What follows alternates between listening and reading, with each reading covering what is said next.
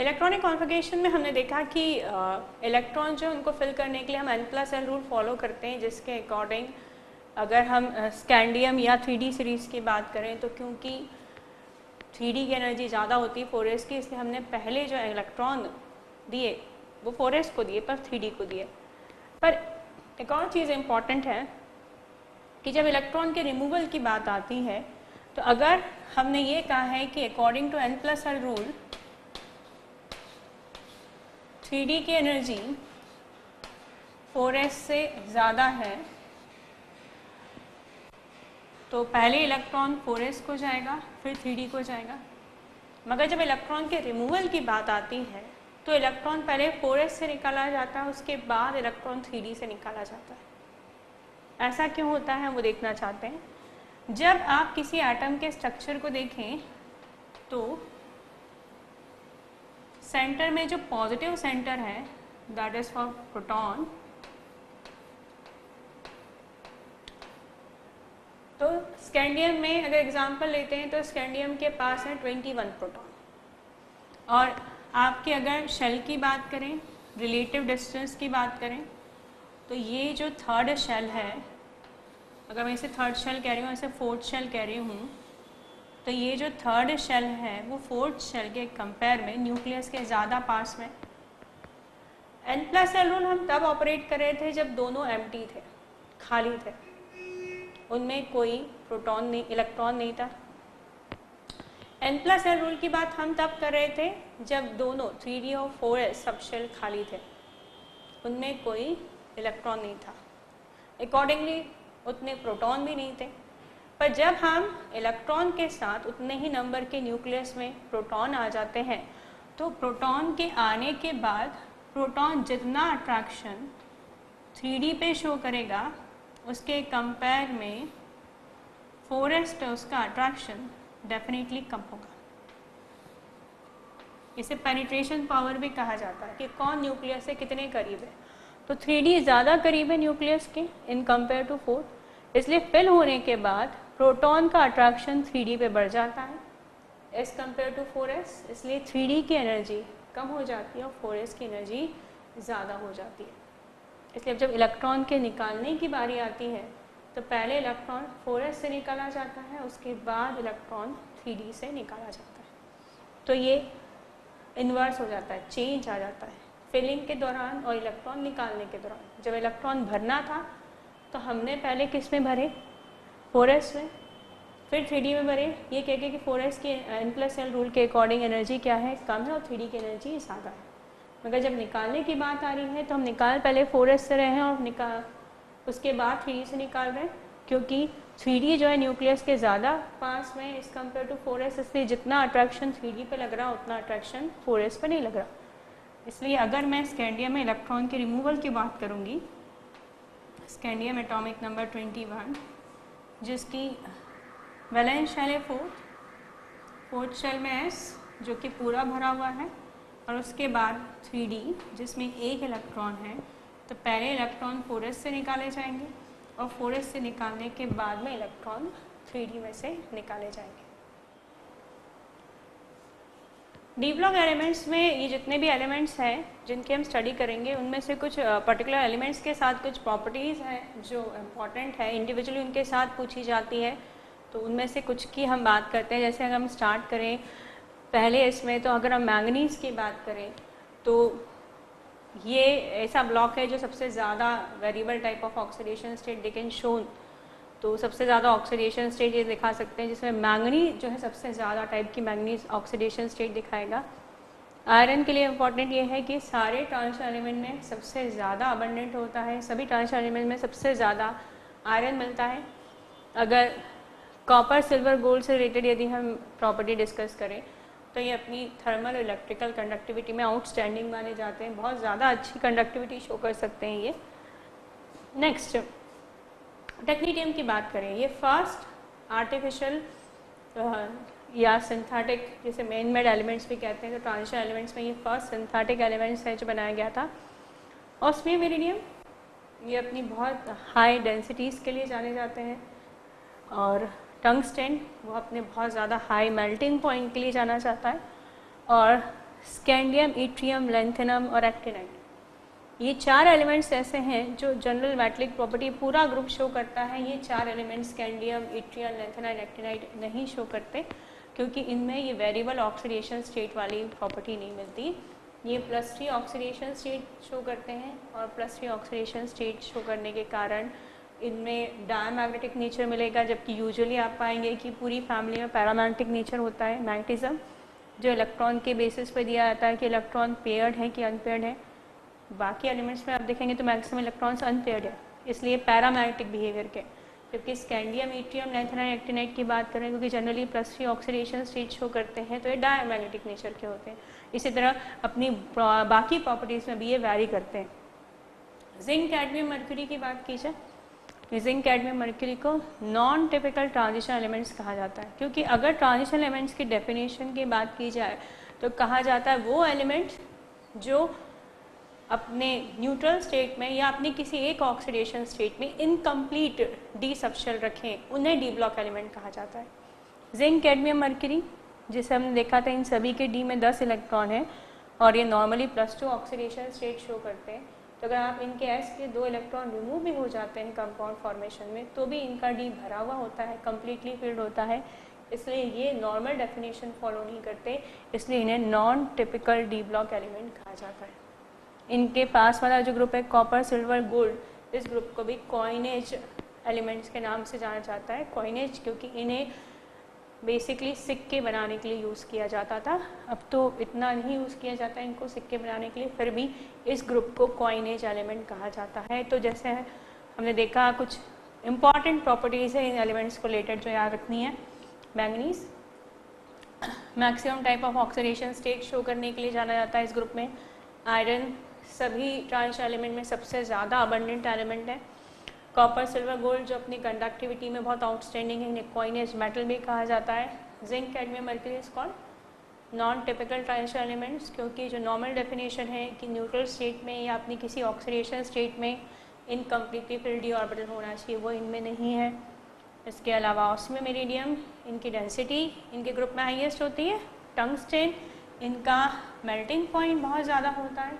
और टेक्नीटियम, ये जो एलिमेंट होता है, ये टेक्नीटियम जो है ये फर्स्ट या सिंथेटिक या मेन मेड एलिमेंट है सभी ट्रांजिशन एलिमेंट्स में। इसके बाद में जैसे कि हम जानते हैं ऑल दे आर मेटल्स और अगर ये जब के सब मेटल्स हैं तो इन्हें जो नॉर्मल प्रॉपर्टीज़ होती हैं मेटल की वो दिखाना चाहिए। दे ऑल आर मेटल, तो इन्हें मेटलिक प्रॉपर्टी शो करनी चाहिए। नॉर्मली ये अपनी सारे मेटल की जो प्रॉपर्टीज़ हैं वो शो करते हैं, जैसे कि मेटल कैसे होते हैं, लस्टरस होते हैं, इनकी सरफेस चमकीली होती है, वो प्रॉपर्टी ये शो करते हैं। इनकी डेंसिटी बहुत ज़्यादा होती है, मेल्टिंग पॉइंट, बॉइलिंग पॉइंट इनका बहुत ज़्यादा है। इनकी टेंसाइल स्ट्रेंथ मतलब अगर आप इन्हें खींचते हैं सपोज तार बनाने के लिए तो इनमें टेंसाइल स्ट्रेंथ बहुत अच्छी होती है, ये आसानी से टूटते नहीं क्योंकि इनका बॉन्ड स्ट्रॉन्ग होता है। इनके जो एलिमेंट्स एटम्स हैं उनके बीच में बॉन्डिंग स्ट्रॉन्ग होती है तो ये आसानी से इतने टूटते नहीं हैं, वो स्ट्रॉन्ग होता है इनका। मेल्टिंग पॉइंट, बॉइलिंग पॉइंट इनका ज़्यादा होता है। They are malleable and ductiles, malleable and ductiles, आप इन्हें हैमर्ड करके इनकी थिन शीट्स बना सकते हैं, आप इनके तार बना सकते हैं। तो ये एक नॉर्मल मेटल की सारी प्रॉपर्टी शो करते हैं, लाइक मेटल पे lustrous surface, high melting boiling point, high density, high tensile strength, malleability, ductility, high melting and boiling point के अलावा हमने जैसे कहा कि ये जो होते हैं वो अच्छे कंडक्टर्स भी होते हैं, चाहे हीट की बात करें चाहे इलेक्ट्रिसिटी की बात करें। इनमें एक दो और कैरेक्टर्स हैं, वो है इनकी हार्डनेस और ब्रिटलनेस। इनकी हार्डनेस और ब्रिटलनेस को इनके अनपेयर्ड इलेक्ट्रॉन से कोरिलेट किया जा सकता है, जो इन्हें एस ब्लॉक के मेटल से थोड़ा डिफ्रेंशिएट भी करेगी। एस ब्लॉक के एलिमेंट्स इतने हार्डनेस और ब्रिटलनेस नहीं होता उनमें जितना इनमें होता है। वजह क्या है, देखिए वजह यह है कि अगर आप स्कैंडियम से लेकर जिंक तक बात करें तो हम एक एक करके डी में इलेक्ट्रॉन्स फुलफिल करते जाते हैं, उसके बावजूद भी इनके पास अनपेयर्ड इलेक्ट्रॉन्स होते हैं। चलो एग्जाम्पल हम अगर क्रोमियम का लेते हैं तो क्रोमियम जिसका इलेक्ट्रॉनिक कॉन्फ़िगरेशन है 3d5 4s1, तो आप देख सकते हैं कि इस क्रोमियम के एक एटम में 6 अनपेयर्ड इलेक्ट्रॉन है।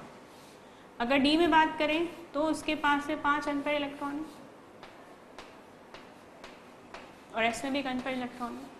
तो अगर एक क्रोमियम का पीस है और हर एक एटम के पास में 5 अनपेयर इलेक्ट्रॉन है तो डेफिनेटली ये 5 अनपेयर इलेक्ट्रॉन अपने पास वाले मेटल जिसके पास 5 अनपेयर इलेक्ट्रॉन है ये शेयरिंग के थ्रू कोवलेंट बॉन्ड बनाने की कोशिश करेंगे।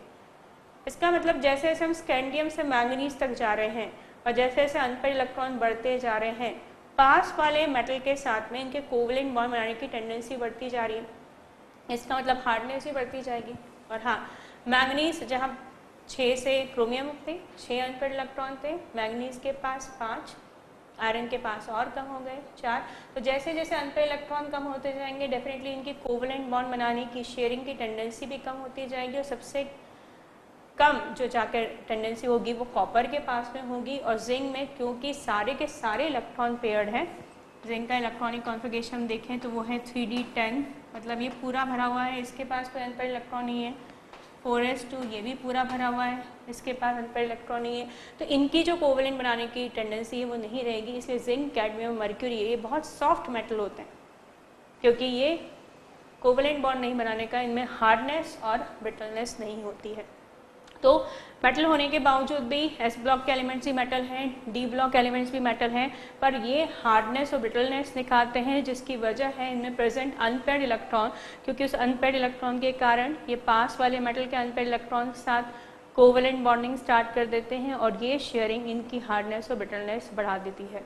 तो क्योंकि हमने देखा क्रोमियम तक अनपेयर्ड इलेक्ट्रॉन बढ़ते हैं, ये हार्डनेस और ब्रिटलनेस बढ़ेगी, फिर मैंगनीज ऑनवर्ड कम होती जाती है, कॉपर तक कम होती जाएगी, और जिंक, कैडमियम, मर्क्यूरी क्योंकि उनके पास अनपेयर्ड इलेक्ट्रॉन नहीं है उनमें ये कोवलेंट बॉन्ड बनाने की टेंडेंसी नहीं है, इसलिए ये 3 एलिमेंट जो होते हैं वो एकदम सॉफ्ट मेटल में जाने जाते हैं। हमने कहा भी था कि zinc, cadmium, mercury called non typical D block element, तो कहीं ना कहीं इनकी जो प्रॉपर्टीज़ है वो वैरी करती हैं इनके बाकी ग्रुप मेंबर के साथ में, therefore they are also called non typical D block elements. और जैसे कि हम सॉलिड स्टेट में पढ़ते हैं कि ये जो मेटल्स होते हैं इनकी यूनिट सेल्स जो होती है वो अलग अलग पैकिंग्स की होती है, क्लोज पैकिंग की होती हैं। तो अगर इनकी बात की जाए तो 3 क्लोज पैकिंग में पाए जाते हैं, HCP that is hexagonal close packing, BCC body centred close packing, और FCC या जिसे CCP भी कहते हैं face centred cubic close packing. तो इनमें मेटल्स की एक नॉर्मल प्रॉपर्टी जो होनी चाहिए वो सारी होती है, मगर एस ब्लॉक एलिमेंट के कंपेयर में जो वो भी एक मेटल है पर इन थोड़े से हार्ड और ब्रिटल होते हैं, और इनकी हार्डनेस और ब्रिटलनेस की वजह है इनमें प्रेजेंट अनपेयर्ड इलेक्ट्रॉन जो शेयरिंग के कारण इनकी हार्डनेस जो है वो बढ़ा देते हैं। इनकी जो अगली प्रॉपर्टी है हम डिस्कस करेंगे वो है इनकी एटॉमिक साइज, या इसे एटॉमिक रेडियाई कहेंगे। स्फेरिकल एटम इनको कंसिडर करते हैं तो इनकी जो साइज है ये इनके रेडियाई के टर्म्स में देखी जाती है, एटॉमिक रेडियाई। और अगर हम इनको 3D सीरीज के रिस्पेक्ट में स्टडी करें, 3D series starting from scandium to zinc, और अगर इसके रिस्पेक्ट में स्टडी करें तो हम जनरली ये पढ़ते हैं कि अगर हम किसी भी पीरियड की साइज देखते हैं लेफ़्ट टू राइट, तो ये कहा जाता है कि लेफ़्ट टू राइट जाने पर एटम की जो साइज़ है वो छोटी होती जाती है। वजह क्या है, पहले हम देखते हैं जनरलाइज केस, उसके बाद में हम डी ब्लॉक एलिमेंट के रेफरेंस से बात करेंगे। तो अगर हम स्कैंडियम की बात करें तो इसका पीरियड नंबर है 4th पीरियड नंबर, इसकी वैलेंस शेल भी 4th है। वैलेंस शेल 4th है, इसका मतलब इसके पास 4th वो लास्ट शेल है जिसमें इलेक्ट्रॉन रखा हुआ है। और अगर मैं ये कहूँ कि इसके पास 21 प्रोटॉन है और 4th शेल में एक इलेक्ट्रॉन रखा हुआ है,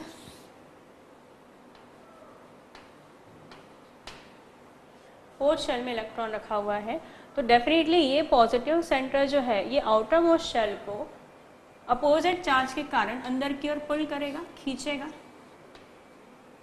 और ये जो न्यूक्लियस का पॉजिटिव चार्ज है जिसे न्यूक्लियर चार्ज कहते हैं हम, इसे अंदर की ओर पुल करता है तो ऑब्वियसली एटम की साइज जो है वो छोटी हो जाएगी। और अगर हम स्कैंडियम से टाइटेनियम तक जाते हैं तो हम जानते हैं प्रोटॉन के नंबर 21 से 22 हो चुके हैं, मतलब न्यूक्लियर चार्ज बढ़ चुका है, और अभी भी इलेक्ट्रॉन 4th शेल में ही रखा हुआ है। तो डिस्टेंस में कहीं फ़र्क नहीं है, पर न्यूक्लियस की जो अट्रैक्शन कैपेसिटी पहले से बढ़ चुकी है तो पुलिंग और ज़्यादा हो जाएगी। 22 फिर 23 24, 25 हो ये रहा है कि जो न्यूक्लियस के प्रोटॉन है वो लगातार 25, 26, 27 बढ़ते जा रहे हैं और डिस्टेंस अभी भी उस इलेक्ट्रॉन का वहीं पर है जिसे वो अट्रैक्ट करना चाहते हैं। तो उनके पुल के बढ़ने के कारण जो साइज है वो धीरे धीरे क्या होनी चाहिए, छोटी। तो अगर हम स्कैंडियम से जिंक तक बात करें तो साइज जो है वो लगातार छोटी होती जानी चाहिए थी, पर हमें साइज में थोड़ी सी इरेगुलरिटी मिलती है और इस इरेगुलरिटी की वजह है कि हमारे फोर्थ शेल में, एस सब शेल में जो इलेक्ट्रॉन रखा हुआ है उसके पहले रखा हुआ है 3D सब शेल जिसमें भी कुछ इलेक्ट्रॉन्स हैं और ये इस न्यूक्लियस और इस वैलेंस शेल के बीच में एक स्क्रीन का काम करते हैं। एक स्क्रीन जो किसके बीच में आ गई है, वो न्यूक्लियस के और वैलेंस शेल के बीच में आ गई है और क्योंकि वो इन दोनों के बीच में आ गई है, ये इसकी जो पुलिंग कैपेसिटी है, जो अट्रैक्शन कैपेसिटी है, उसे कहीं ना कहीं कम कर रही है। तो जितना कम होना चाहिए था साइज उतना कम नहीं हो पाया क्योंकि जो न्यूक्लियर चार्ज का इफेक्ट था वो उस 3D की स्क्रीन से थोड़ा सा कम इफेक्टिव हो गया और ये जो इफेक्टिवनेस है न्यूक्लियर चार्ज की 3D ने कम की, उसका इफेक्ट हमें ये देखने के लिए मिलता है कि स्कैंडियम से क्रोमियम तक तो साइज कम होती है, पर हाँ अगेन जितनी कम होनी चाहिए थी उतनी कम नहीं हुई क्योंकि न्यूक्लियस की जो अट्रैक्शन कैपेसिटी थी वो 3D के स्क्रीनिंग इफेक्ट के कारण थोड़ी सी कम हो गई। और अगली मैंगनीज से हमने देखते हैं क्रोमियम से लेकर कॉपर तक ऑलमोस्ट साइज सेम रहती है एलिमेंट्स की, क्योंकि डेफिनेटली डी में इलेक्ट्रॉन्स क्रोमियम के बाद बढ़ जाते हैं तो उसका जो स्क्रीनिंग इफेक्ट है वो क्या होता है, बढ़ जाता है और कहीं ना कहीं वो न्यूक्लियर चार्ज के अट्रैक्शन को पूरी तरह बराबरी से कैंसिल कर पाता है, जिससे साइज में कहीं कोई वेरिएशन नहीं दिखाई देता। कहाँ से कहाँ तक, क्रोमियम से लेकर कॉपर तक। फिर कॉपर में डी में कितने इलेक्ट्रॉन हो चुके होते हैं, 10 इलेक्ट्रॉनिक कॉन्फ़िगरेशन हमने पढ़ा था 3d10 4s1 और क्योंकि डी में अब इलेक्ट्रॉन 10 हो चुके हैं इसलिए स्क्रीनिंग इफेक्ट हो जाता है मैक्सिमम।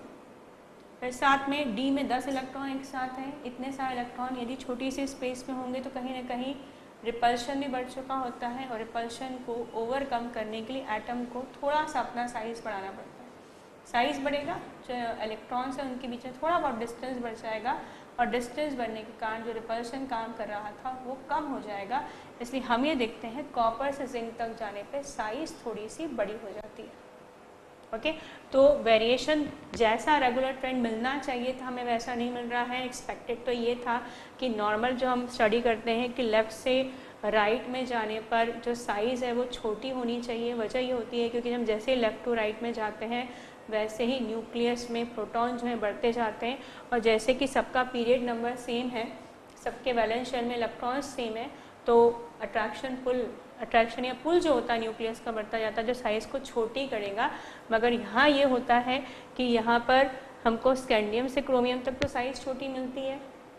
वजह यह है कि अगेन न्यूक्लियस जो है अपना चार्ज बढ़ा के उससे पुल कर रहा है शेल को अंदर की ओर, मगर आप जितना एक्सपेक्ट करते हैं कि साइज़ छोटी होनी चाहिए उतनी नहीं होती है क्योंकि इस 4s और न्यूक्लियस के बीच में जो 3D होता है वो स्क्रीन का काम करता है और कहीं ना कहीं इस न्यूक्लियस के अट्रैक्शन को वो कैंसिल करता है, कम करता है। और इसका सबसे ज़्यादा इफेक्ट हमें क्रोमियम से लेकर कॉपर तक देखने के लिए मिलता है जहाँ साइज़ ऑलमोस्ट सेम हो जाती है एलिमेंट्स की। वजह यह है क्योंकि ये स्क्रीनिंग इफेक्ट जो होता है वो न्यूक्लियर चार्ज को कहीं ना कहीं जो है वो कैंसिल कर देता है। और कॉपर से जिंक जाने पर copper electronic configuration 3d10 4s1 ये पूरा भर चुका है, स्क्रीनिंग इफेक्ट बढ़ चुका है, अपने मैक्सिमम पे है। इसके अलावा रिपल्शन को थोड़ा सा ओवरकम करने के लिए साइज़ जो है वो बढ़ जाती है। तो कॉपर से जिंक तक जाने पे हम देखते हैं साइज़ जो है बढ़ जाती है।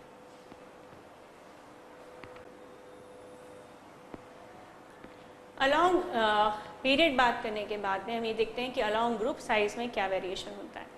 नॉर्मल केस में हम ये कहते हैं कि जैसे हम नीचे जाते हैं वैसे वैसे पीरियड नंबर बढ़ते जाते हैं। पीरियड नंबर मतलब एडिशन ऑफ एक्स्ट्रा शेल। हाँ, नीचे जाने के बाद न्यूक्लियस में ऑब्वियसली प्रोटॉन का नंबर भी बढ़ता जाता है। अगर मैं स्कैंडियम से इट्रियम में जा रही हूँ, इट्रियम से लैंथेनम की बात करें तो स्कैंडियम से ज़्यादा प्रोटॉन इट्रियम के पास में है, इट्रियम से ज़्यादा प्रोटॉन लैंथेनम के पास में, और लैंथेनम से ज़्यादा प्रोटॉन एक्टिनियम के पास में।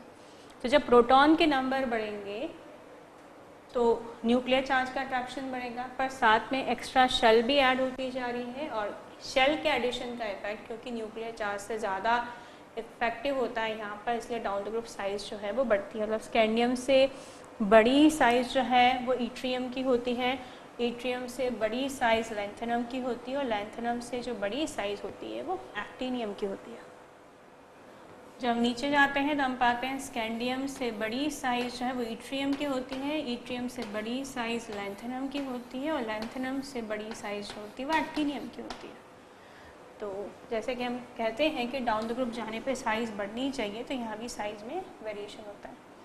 अगर हम बाकी ग्रुप्स की बात करें तो बाकी ग्रुप में देखते हैं कि अगर हम 3D से 4D सीरीज़ में जा रहे हैं या फर्स्ट ट्रांजिशन सीरीज से सेकेंड ट्रांजिशन सीरीज में जा रहे हैं, तो टाइटेनियम से ज़िरकोनियम एग्जाम्पल लें तो साइज़ बढ़ती है।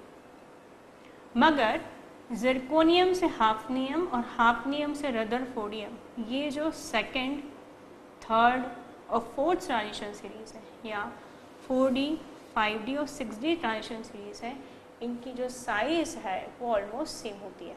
और ये जो वेरिएशन है हम देख रहे हैं यहाँ देखने के लिए मिला, पर यहाँ पे ऐसा नहीं था। ये जो नॉर्मल बढ़ना चाहिए था वैसा का वैसे ही बढ़ा, मगर यहाँ ज़िरकोनियम हाफनियम ये सबसे ज़्यादा इम्पॉर्टेंट है। इनमें साइज़ में कंपैरिजन आप देखेंगे सबसे ज़्यादा पूछा जाता है, तो इनके आपको पीरियड नंबर भी याद रखना है। ये 5th पीरियड को बिलोंग करता है, ये 6th पीरियड को बिलोंग करता है। सीरीज़ वाइज एक नंबर कम कर दे, तो 5th अगर इसका पीरियड नंबर है तो 4D सीरीज़ हो गई, और ये 5D सीरीज़। तो ग्रुप नंबर 4th ग्रुप या 4th B जो है उसके जो 2 एलिमेंट है उनकी साइज़ अक्सर पूछी जाती है। तो ज़िरकोनियम और हाफनियम की जो साइज़ होती है वो सेम होती है। इसकी वजह जो है वो कही जाती है लैंथेनाइट कॉन्ट्रैक्शन। अब ये लैंथेनाइट कॉन्ट्रैक्शन क्या होता है उसको समझने के लिए अगर आप नोटिस करें तो यहाँ पे जो एलिमेंट रखा है एटॉमिक नंबर 57, उसके बाद डायरेक्ट एक एलिमेंट रखा है जिसका एटॉमिक नंबर है 72। इसका मतलब है यहाँ के 14 एलिमेंट्स जो हैं वो यहाँ से मिस है, और ये जो 14 एलिमेंट्स हैं वो यहाँ इसलिए लिखे गए क्योंकि वो एग ब्लॉक एलिमेंट्स हैं। इन्हें अलग से जो है वो 2 सीरीज़ के रूप में पीरियोडिक टेबल के नीचे रखा गया होता है। और अगर हम थोड़ी देर के लिए मान लें कि अगर यहाँ पे हाफनियम नहीं रखा होता, यहाँ पर सीरियम रखा होता एटॉमिक नंबर 58 का, तो वो डेफिनेटली ज़िरकोनियम से बड़ी साइज़ का होता। पर यहाँ सेरियम नहीं रखा गया, यहाँ सेरियम की जगह हाफनियम रख दिया गया, जो अगर हम अकॉर्डिंगली जैसी रूलिंग की गई है वैसे अगर एलिमेंट्स को रखते तो यहाँ अगर सेरियम आता, यहाँ वो 14 एलिमेंट्स आते, तो हैफनियम की साइज़ कहीं बहुत राइट में होती, और अगर उसकी साइज़ राइट में है इसका मतलब लेफ़्ट टू राइट जाने पर साइज़ उसकी छोटी होगी, क्योंकि हमने अभी ये बात की डाउन द ग्रुप शेल के एडिशन से साइज़ बढ़ती है, और लेफ़्ट टू राइट जाने पर न्यूक्लियर चार्ज के इफेक्ट के कारण साइज़ छोटी होती है। तो हाफनियम में 2 अपोजिट फैक्टर काम कर रहे हैं। अगर आप ज़िरकोनियम से कंपेयर करें तो ये 5th पीरियड को बिलोंग करता है और ये 6th पीरियड को बिलोंग करता है, मतलब इसके पास एक एक्स्ट्रा एडिशन है शेल का, जिससे साइज़ क्या हुई होगी, बड़ी हुई होगी। मगर दूसरी तरफ क्योंकि इसकी एक्चुअल पोजीशन राइट में है और राइट में जाने पर उसकी साइज़ छोटी हुई होगी, क्योंकि राइट में उसके पहले रखे हुए 14 लैंथेनाइट्स और उनमें साइज़ छोटी ही होगी, जिससे फाइनली हाफनियम की साइज़ ही बड़ी छोटी कर दी होगी। और लैंथेनाइट की जो साइज़ में कॉन्ट्रैक्शन है उसे कहा जाता है लैंथेनाइट कॉन्ट्रैक्शन।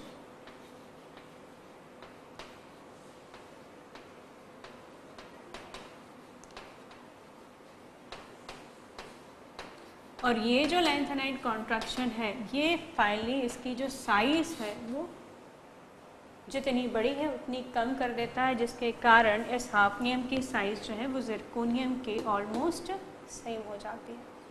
तो ये वेरिएशन जो यहाँ से आया है 4th ग्रुप से, वो जो कि आप अगर फर्स्ट सीरीज़ से सेकंड सीरीज़ में जाएँ तो नॉर्मली साइज़ बढ़ेगी, पर अगर अपन सेकंड से नीचे जाएँ तो साइज़ ऑलमोस्ट सेम होती है, जिसकी वजह है कॉन्ट्रैक्शन इधर काम करेगा लैंथेनाइट कॉन्ट्रैक्शन और यहाँ वैसे ही काम करेगा एक्टिनाइट कॉन्ट्रैक्शन। ये एक इम्पॉर्टेंट पॉइंट है।